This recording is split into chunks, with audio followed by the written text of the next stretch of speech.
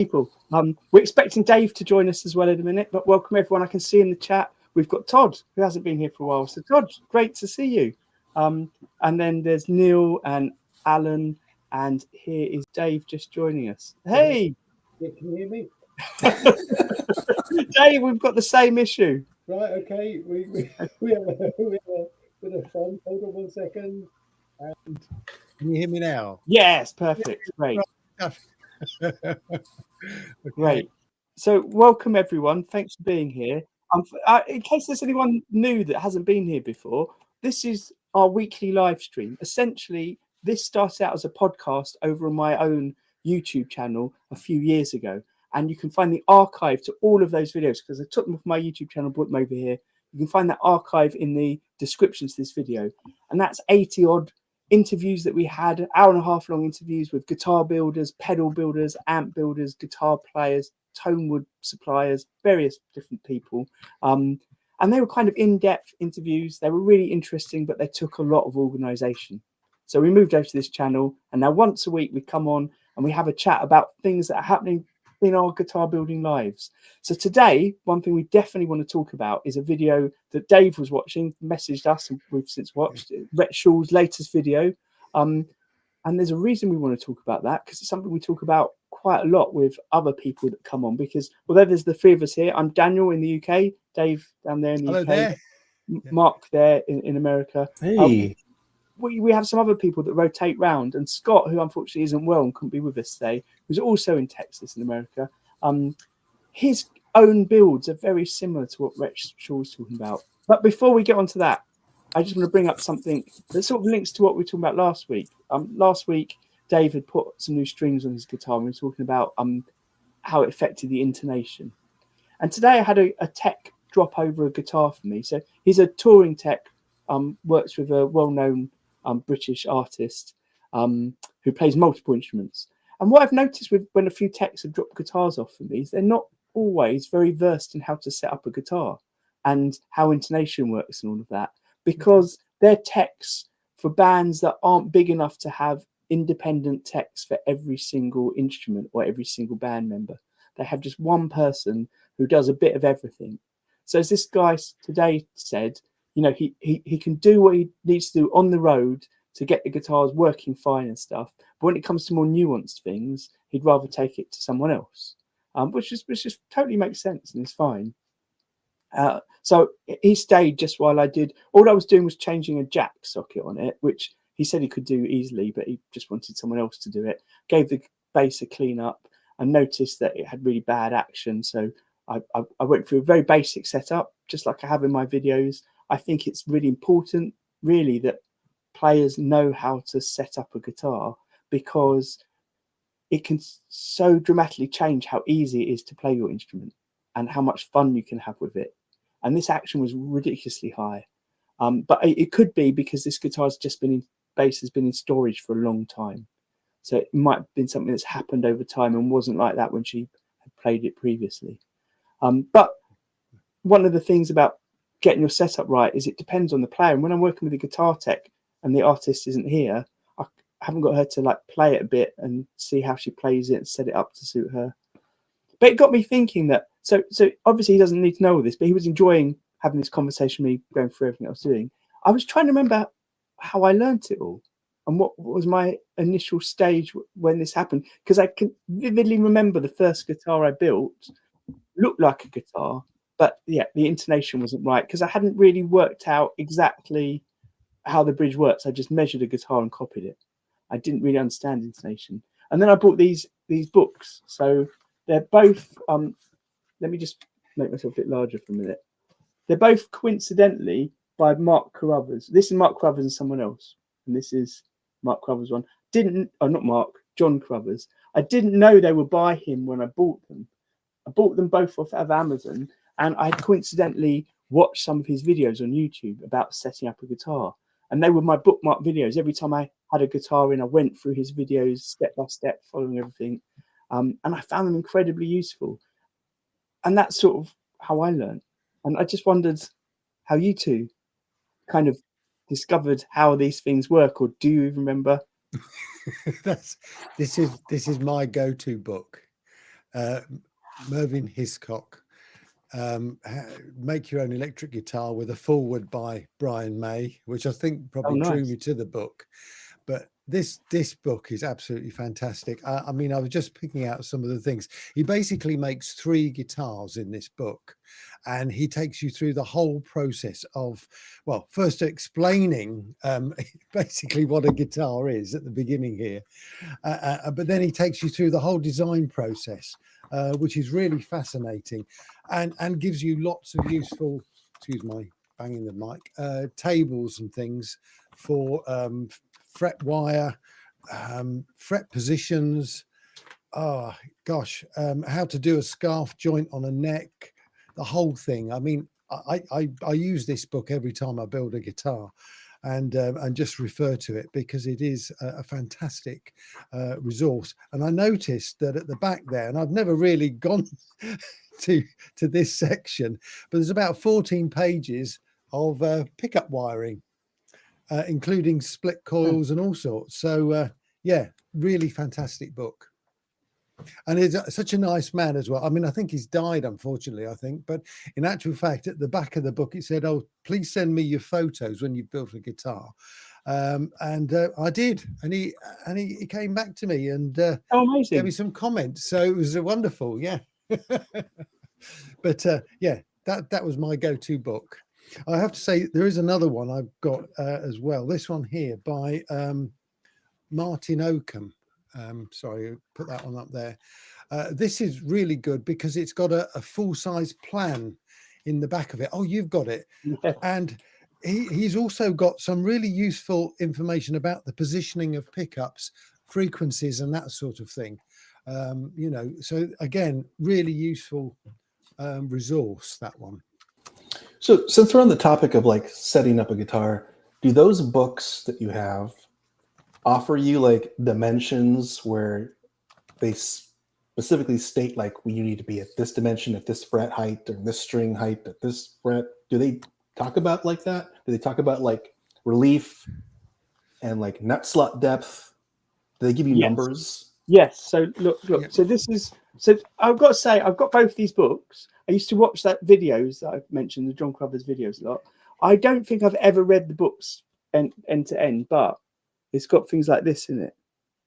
Really boring looking charts with details of how to set things up in inches converted to millimeters, which make it really bloody like. Oh, we've lost him. Oh, we lost him. Did you think he got taken off because he swore? Who knows? Oh, that's good, because like I work exclusively in millimeters. Like I use metric. Yeah. I don't know who works in imperial. It just doesn't make any sense. But I guess that's what I was after. I was after like, do these books offer you like what the standard setup, you know, heights and dimensions are? And I wonder that because I'd never checked out a book. I've never read a book about setup.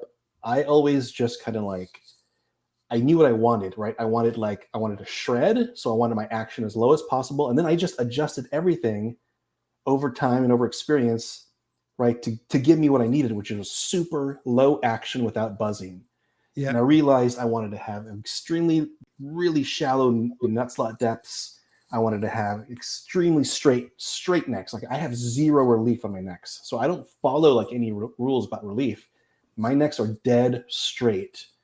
And I don't do any kind of fall off. So I'm doing fret work. So I have like, my strings are coplanar with the tops of the frets, and I have a dead straight neck. And that's how I've set up my guitars. And that's the way I like them. I know it's very subjective, but I wonder, do they cover topics like that? Do they cover like the subjective portion of a guitar? Like, you know, folky guitarists are going to want a different setup than shreddier guitarists. Do they talk about like all the different types of guitarists and setups?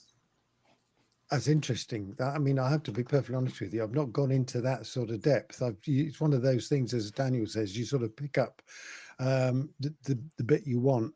It probably doesn't go in these books. Probably don't go quite into that. Melvyn Hitchcock does go into a lot of detail about necks, but and relief. But I'm not sure it would go into exact measurements. But Daniel, you were saying that yours do. Yes, sorry, I cut out. I'm not sure what I did. I was getting too excited to wave my hands, and I hit something, and yeah. So so I really never read the whole books. I just looked at certain things, but it has got very set measurements, and I totally agree with Mark. I think a lot of it is subjective. As I always say in my videos, there's some things that are not subjective. Intonation isn't subjective. You've got to get that right. But everything else, more or less, string height and all of that, just depends on what you like. And some of them do have variations. Right. I thought this one had some variations on it, like a suggestion of between this and this height. But maybe I'm misremembering it. No, you're probably right. Actually, I mean, it's interesting you say that because, for a 6-string electric, I've always gone and got it as low as I possibly can without the buzzing. But when it comes to bass guitars, I'm never quite sure of what the ideal sort of action is, because you go too low and it just buzzes. I mean, so you do need a slightly higher action. But then you watch some of these bass players on YouTube and wherever, and they seem to be using it so easily, moving up and down so easily. You think, well, they must have a much lower action than I've got. So it's quite useful to know, as you say, those exact figures, what you should be aiming for. Yeah, I guess because early on when I was looking at YouTube videos, trying to learn this, right, strictly from YouTube, I saw like techs and luthiers always refer to like the Fender Bible book with all the specs, like the string height, for the low E has to be this, high at the 12th fret, this high at the 22nd fret. They were always referring to this kind of like Fender Bible. And I thought, that's kind of weird. How do they compensate for like, the player? Like, why does he always set it up that way? It always kind of rubbed me the wrong way and bothered me. But I've never owned a book. I'd like to now. I mean, I'm kind of jealous. You both have the same book and I don't. I'm not sure how much I would recommend the books, because they were useful, but this was at a time when there wasn't as much on YouTube to watch. Like I said, there was the John Carruthers videos. There were a couple of others. I can't remember who they were that I used to refer to. There are some better books, I think, out now, just because I have this thing about how things look and how accessible they are. And some of this book is not, I mean, it's quite easily laid out, but it just looks so antiquated and old that it's not enjoyable to read sometimes. But it's, it's got facts in it, but you can just Google these facts. Don't ask ChatGPT, because it might make it up. But you can find out these facts. And what the thing that seems to be missing so much, and it's something I put in the book that I've written, is that subjectiveness of personal taste, which I think is so important. Yeah. You just mentioned cutting nut slots, and that is, I don't know whether you can see that. That is the sort of information that you get in this book, and I mean, that's what I go by, to be honest with you. I mean, that's fret it at the 2nd fret, and it should just touch the just be slightly above that 1st fret. That's the way I used to do it until I got the Fret Guru tool. Okay. And it kind of looks like a fret rocker, but it sits on your 1st and 2nd fret, and then the tip of it is chiseled down and super, super thin to slide into your nut slot. And so with this Fret Guru tool, I don't have to like eyeball anymore holding the string down. I just use the tool, and if the part that's supposed to go in the slot hits the nut without going in, then I know I got to keep filing, and until finally it's basically again kind of coplanar with the first few frets. And that tool has sped up my nut slotting. It completely increased. Really awesome. That sounds good. That does sound really good. Yeah, I've got something that's not the same from Stu Mac, which just I put across the fretboard right against the nut, and I line it up, and it's staggered, so it's slightly thicker at the treble end and the bass end, and you line it up to where you need it to be for the right height, and then I just file down until you touch that, right, and it lines up every slot yeah, depth. no, yeah. Just quick, so in this book, it does have a here's your own setup page for you to put your own info in. Ah, right, okay. So it does have that in there. This one. I mean, this is one I used to refer to all the time before I then started looking things up on the internet, and now I don't really need to refer to things. It's sort of it's just in my head. No, it's interesting. Yeah, Bill's just mentioned in the chat the only thing about what Mark's talking about is that idea of variance of string gauge, but I don't know. That's what the Stu Mac one sort of does. Yeah. But I was just intrigued by how people learnt it, because I don't remember very well of what stage I felt confident doing stuff and what stage I was looking things up and what I wasn't looking up. What I do remember, and I've left this out of almost all the videos I've made on how to set up guitars, is I never really worked on the nut slots when I was setting up guitars, because, and I mentioned this in some of the videos, I think that's a bit too advanced for most general people, because once you slot the nuts, if you bugger that up, you've got to replace the nut. Whereas everything else, you can just turn a screw or bend something or whatever, and you fix it. You could, it's important. You could always use the old dust and CA glue trick. Yeah. But I'm really aware of how little people know, and you can teach them stuff, but how confident people are to do things. So people are really nervous to do things which we all know are absolutely fine to do, like adjusting the truss rod. You're not going to ruin your guitar, but people do get a bit anxious about it, which is totally fine to have done it the first time. But anything a bit more than unscrewing or turning something can make people really nervous, especially if they've got an instrument that they really love. And I'm very wary when I give anything instructional online that people may not have the confidence or the ability to do even simple things straight away. So I always try to encourage ways of testing and trying things out first. And fundamentally, like setting up a guitar, there are like a few concepts, right? We talked about nut slots and we talked about relief, but I felt that I'm living with the guitar for 1 week and playing it every day and compensating where I need to. So I might think, okay, the truss rod is perfectly fine today, but then I'll play it the next day and I'll realize, you know what? No, let me go ahead and lower the action of the saddles and then you kind of give a little bit more relief. It's like this kind of dance you got to do sometimes, and it usually takes several days to do it because you have strings that are kind of like stretching. The guitar is getting used to things. The wood is getting used to everything. I think for at least, setting up a guitar, I think you need a week. I would before things settle. I would actually say that it's longer than that. I've always found that I've sort of done the setup as best I can, certainly for a guitar that I've just made, and then I've left it on the shelf for perhaps a month or so, and then gone back to it, and then it's different, and you need to then do those adjustments, but that's likely to stay then once you've done that. But because the wood, it's got to adjust to different environments. Been in the workshop, now it's come inside the house, different moisture levels, that sort of 100%. thing. Very true, Dave. Yeah. Eddie, who was just in the chat, has gone. And by the way, if you're watching in the future, you can catch up with the live chat, and there's quite a lot of chat going on at the moment. We've got 20 people engaging in it. Fantastic. Thank you, everyone.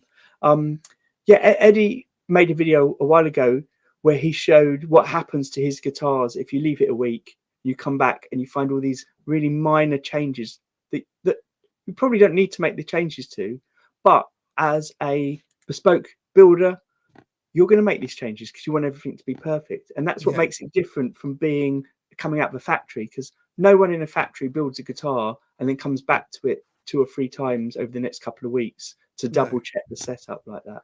I don't think they do anyway. No, I can't imagine they do. No. Just a weird thought occurred to me. I'm just gonna spit it out.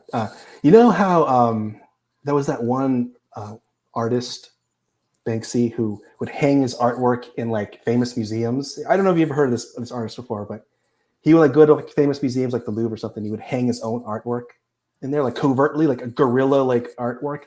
I keep thinking like we need like guerrilla luthiers to go to like music shops and do setups on all the guitars that are hanging there because they're all like terrible.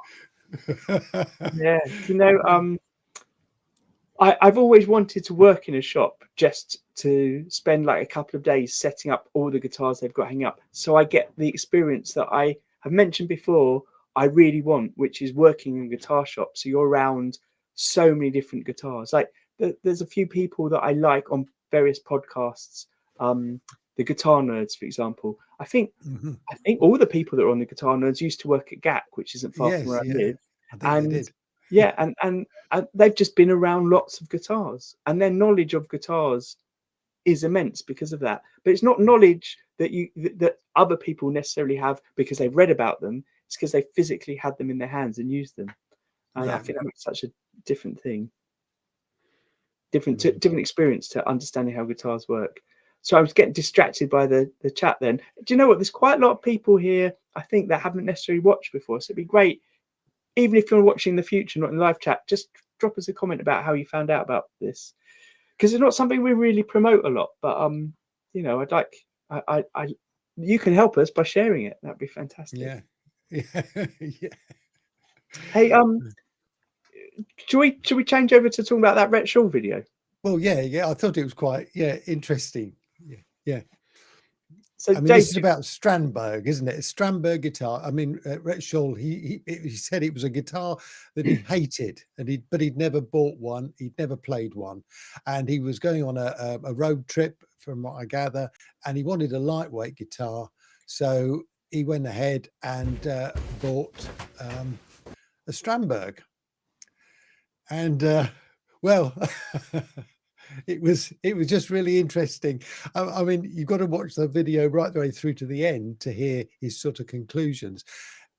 Personally, I don't like headless guitars, and that was something that he sort of picked up on at the end because he thought they looked ugly, basically. But what was interesting for me was the shape of the profile of the back of the neck, which is completely different. And obviously the fact that it's a very lightweight and small guitar. And I know Scott is a real big fan of Strandbergs. And I think, if I'm right in thinking, Mark, you've played them as well. Is that right? Yeah, I took mine out for show and tell in case we all want to take a look at the back of the neck. Yeah. But brilliant. Yeah, so this is the Endure neck that I guess you're talking about. So it's got this facet here. So it's a flat spot, and the flat spot basically goes all the way here, and then it kind of angles up to here. So the idea is your thumb, as you're going down and up the neck, is always on that flat spot, and then it basically angles. So it's a patented neck, and this guitar is pretty cool. So it's got bird's eye maple for the fretboard, and then it's like a 5-piece or 8-9-piece. I don't know how many pieces it is, but that's a lot of laminated neck there. Chambered swamp ash, maple cap, so you can see the flame there on the cap. I don't have the trim because I got mine back in 2013, 2014. This is an old guitar now, and it's got the hardtail on there. And are they humbuckers you've got in that one? Yeah, so this is a 7-string. So back then they only made this. They only made it in 7-string, back then.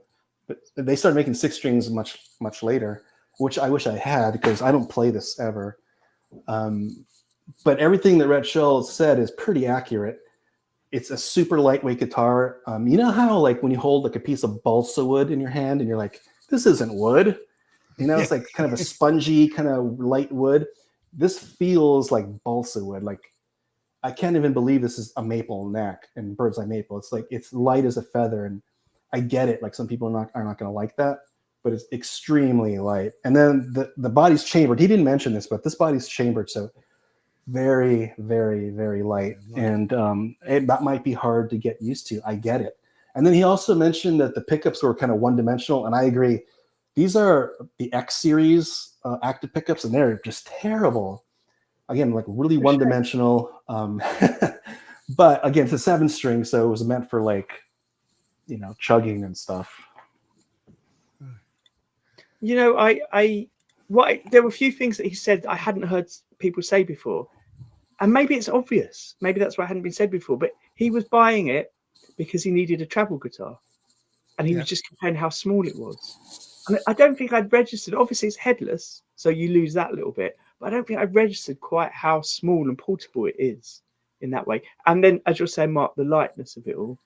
I feel like some of his comments about it are the sort of things that I'm not interested in, but are clearly important for someone that's buying a guitar.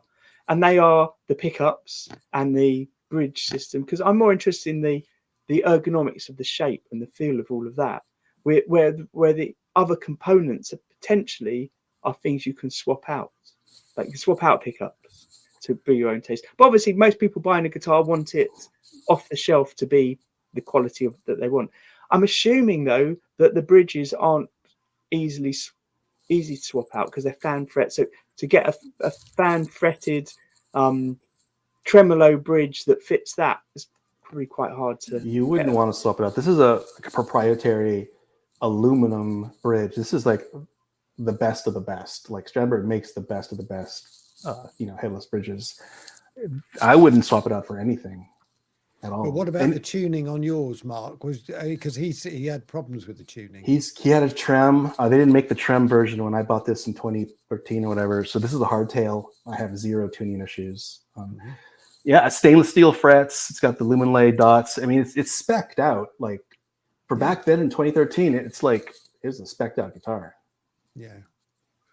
No. Do you know? Do you think because he's having these problems? Do you think he's just got a dud one?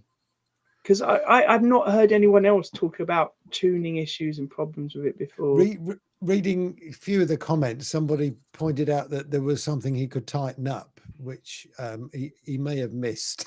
Yeah.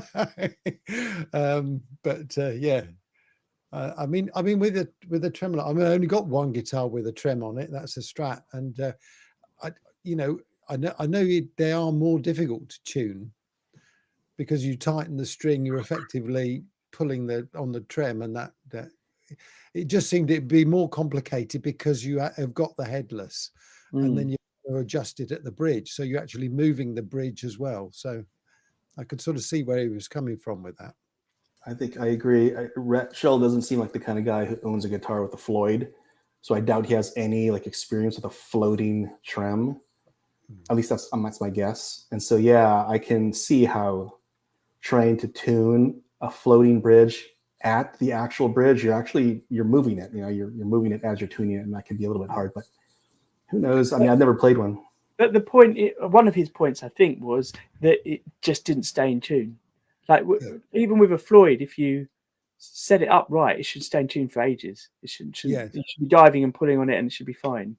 So that's why I wondered if there was some other issue. But it could just be like anytime you get a new component, it takes a bit of getting used to. And I know in this video he'd been traveling and playing it a lot for a month, so you'd think he would have got used to it. That's why I was wondering if there was something else, or maybe it's just not his thing, as he kept saying. Well, the other thing is like the guy is actually traveling. He just ended up in Arizona, which is like the most the hottest state in the U.S. Right? Yeah, and dry. Like I was talking to the guitar tech exactly about that today when we were talking about his neck on this bass and how it bowed, and just talking about we've had guests on before who have bespoke guitars that are absolutely fantastic. They've driven them across America to show them at some trade show, and they've had fret sprout and things like that because just the humidity is so radically different from where they'd set it up that they got there and they needed a day to sort of work on these elements. And I know I've sent one guitar to America,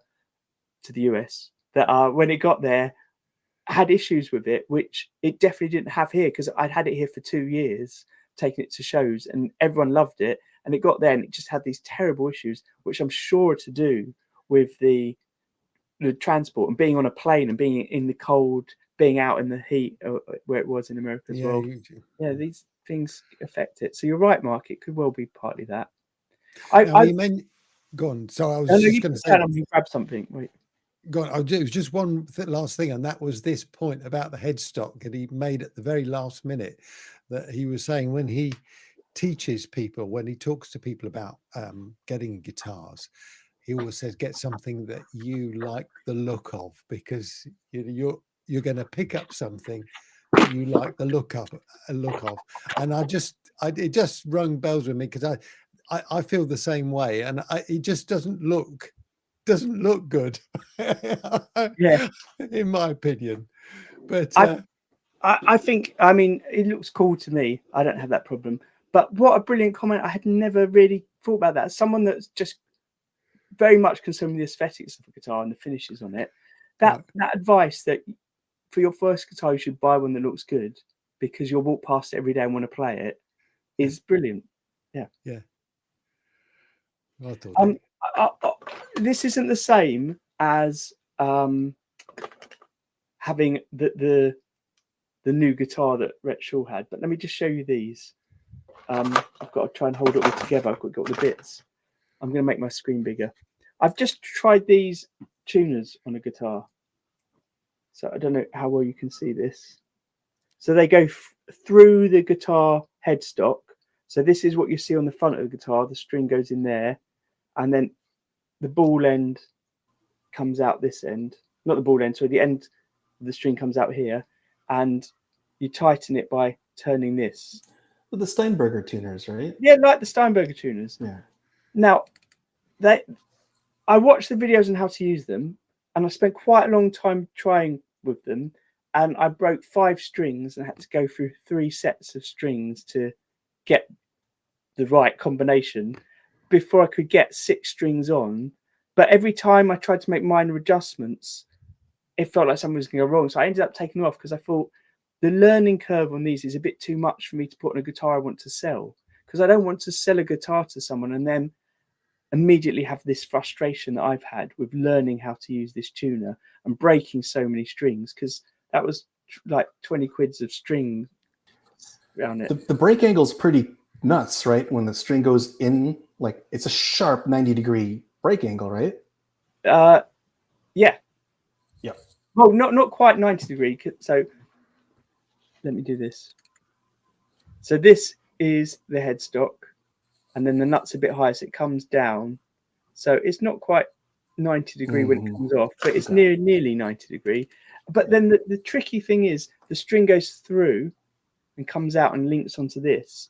When you turn this, it gets longer or shorter, so you're pulling the string length. But when you turn this, unless you're holding this part that the string is attached to solid, so it's not moving whilst you're stretching and lengthening, changing the length of the string, then this bit here will rotate, which means the string will rotate. So whilst you're pulling it longer and thinner, it's rotating about its center axis. And that's why it breaks. Yeah, that's why it breaks. So you've got to really hold that solid and try and turn it. And it was such a pain. And I just couldn't get over it. And it wasn't necessarily the top strings that broke. I broke a low E, a low A, a top E. I broke 2 low E. But it's still kind of like while you're pulling you're turning, right? You're pulling the string is riding off that edge of the tuner, right? So it's like it's touching metal to metal, like it's abrasive almost, isn't it? Like it's like yes, yeah, totally. So who knows what was causing it to break? And the worst thing is, right? I keep banging on about how much I like Geica for their budget. They're not budget. They're very, very affordable, great quality. These things are really solid. They're really well made. They feel really good. Oh, those are Geica. Yeah.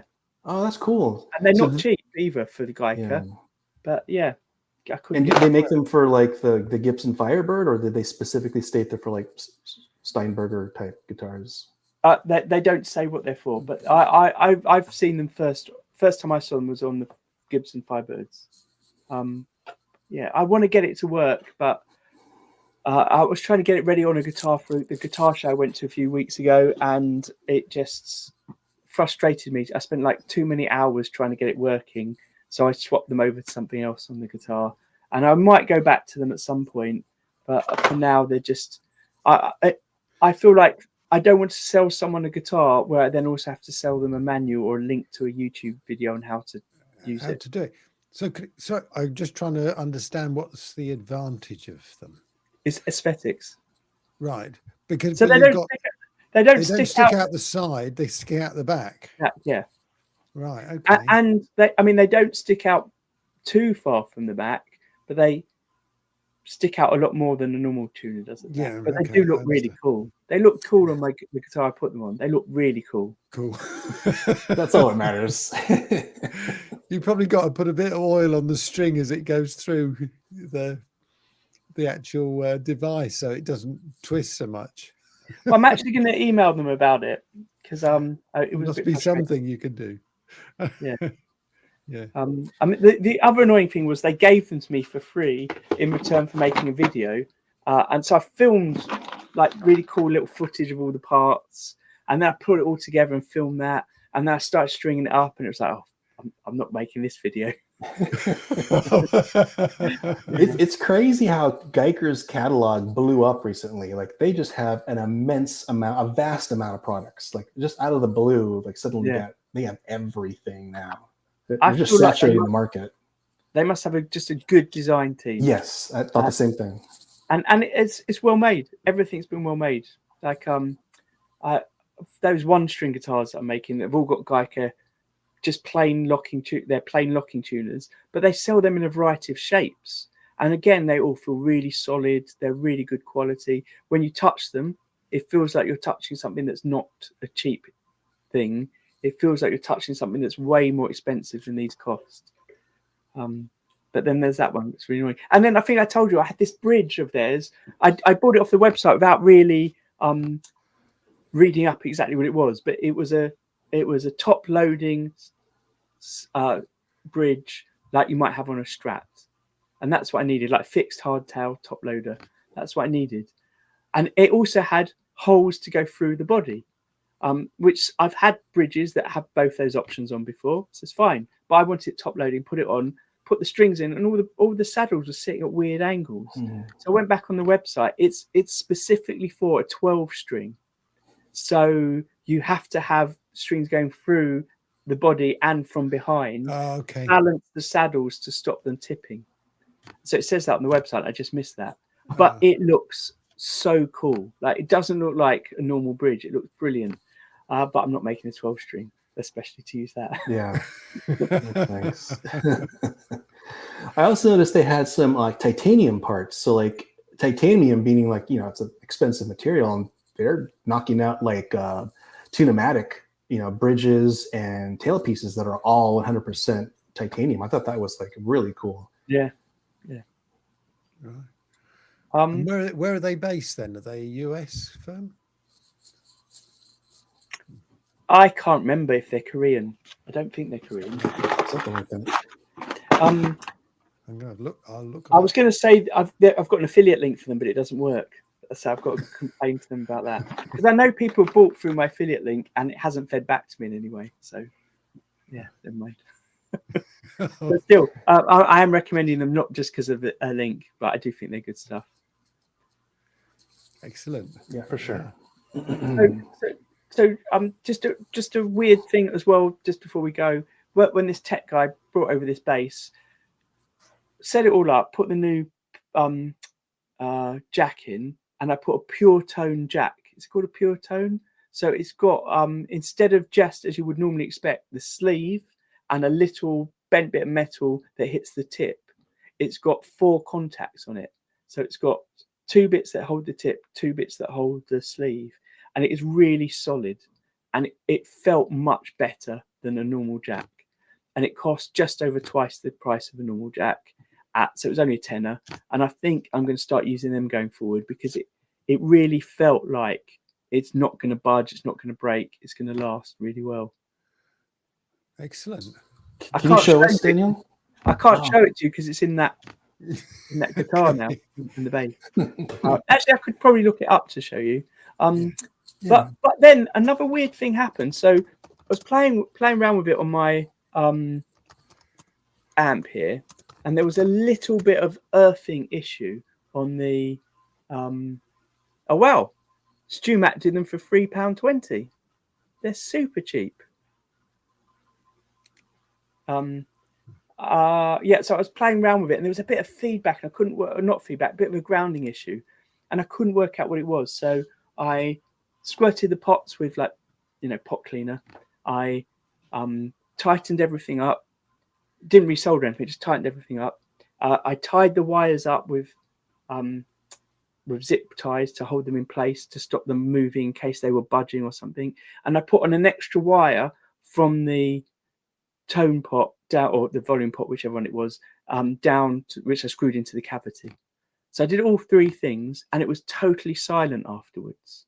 And I realized if I would normally do it at home on my own without the guy watching, I would have done one at a time to work out which one it was. So I don't know what the solution was there, but as far as he was concerned, I was doing some sort of magic, and it all was brilliant. Right, I'm going to share the screen. It's unfortunately it's just a picture of it on Amazon, but it should be enough for us to see. So there it is. Oh, okay, right.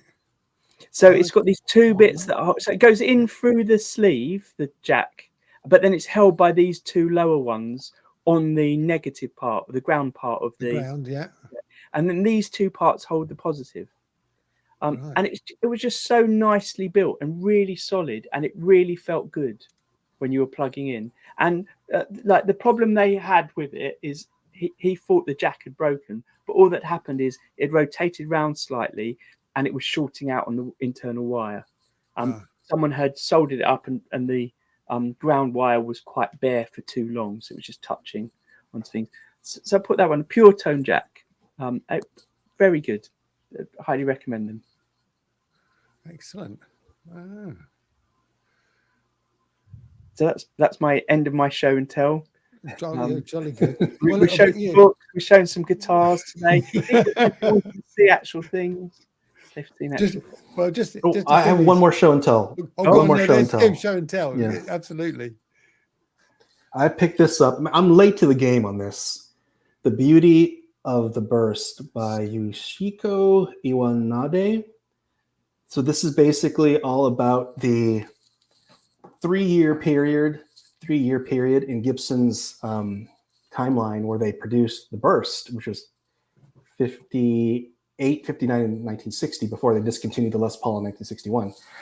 And they basically, this author in the 80s tracked down all the 3-year period. They only made 1,400 guitars. In 3 years, Gibson made 1,400 of these Bursts, 58 to 60. And so they're super rare, super valuable. The author tracks down pretty much all the serial numbers he can find, takes pictures, writes about the history. And the first one on the first page that he, which is the lowest serial number he found. This is the lowest serial number he found, right? And guess who that belongs to? Slash. Oh, really? That's a 58 with the serial number right there. That's the lowest serial number he could find in 86 whenever he wrote the book. And it's just a gorgeous book because not only does it show you like just beautiful photographs, but at the very end it nerds out, like totally geeks out on like wood, electronics. Like it goes into every single detail, the plastics, I mean everything. It's such a great book, and that's like I love it. Like I'm just obsessed with Les Pauls now. Yeah. I love a good book with good pictures, with the nerdy detail written on the side as well. Fantastic. I love the shape of a Les Paul. I'll be honest with you. There's something about it. It's just, Agree. It's a guitar. I think when I pick up a Gibson, like it's the only guitar really that feels like, I'm not saying like feel like a guitar, but it's just like there's a lot of work involved in building a Les Paul, right? And then you have that really thick maple cap, right? That's carved. Like there's just something about a Les Paul. Like you said, the shape, everything about it, the three-dimensionality of it. Like I think it's a fantastic guitar. I mean, I've owned one in the past. I just recently got one, and I'm just in love again with the Les Paul and completely obsessed with it. Excellent. I've never got on with them. I don't know why. I think I grew up as a Strat guy. people I liked watching and listening to didn't play them, so I never really got into it. But then I played in a band, and one of the guitarists had one, and I felt like that was his thing. I shouldn't have that, maybe. No, I just it's I not just for love everyone. But no. yeah, I mean the first guitar I made had to be in that sort of shape, but yeah, I think it was the top that I loved, the curved top, and just the shape of it. But if you're playing it on your lap, you're sitting down, you can't beat a Strat for that, in my opinion. What about Strandberg? Well, I haven't tried They're made that for one. that, right? They're designed. Aren't they designed to be for that? No headstock. See, not even going to look at it.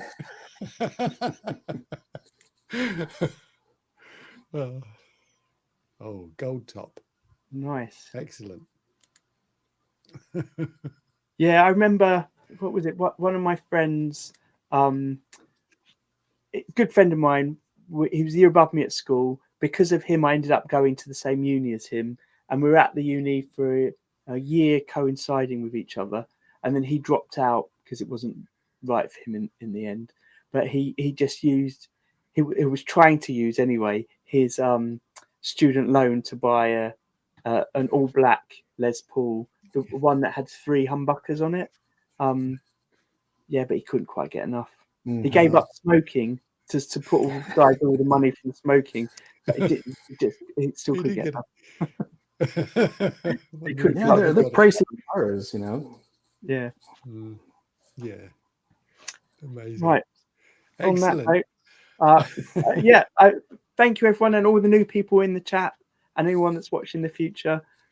If you can, give us a like, leave a comment, share it with someone. You can do all of that for free.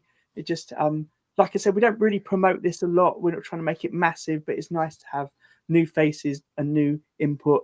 And if anyone is watching that hasn't watched before, but wants to get involved more with sort of chatting with us, let me know, drop me a line. We're always welcoming new people on the stream as well.